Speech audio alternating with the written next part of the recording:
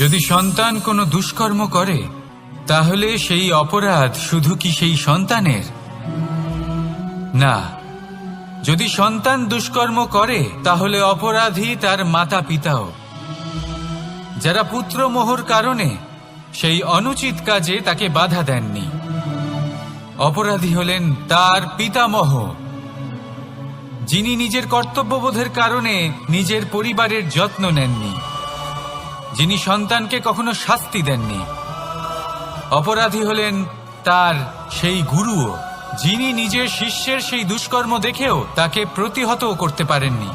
একজন হবু রাজার কর্তব্য হলো নিজের প্রজার কাছে সে যেন এক উদাহরণ প্রস্তুত করতে পারে, কিন্তু যদি এত অনুচিত উদাহরণ প্রস্তুত হয়ে থাকে তাহলে মা বাবার, বাড়ির বয়োজ্যেষ্ঠদের কর্তব্য হলো ওনারা যেন সেটা সেখানেই থামান।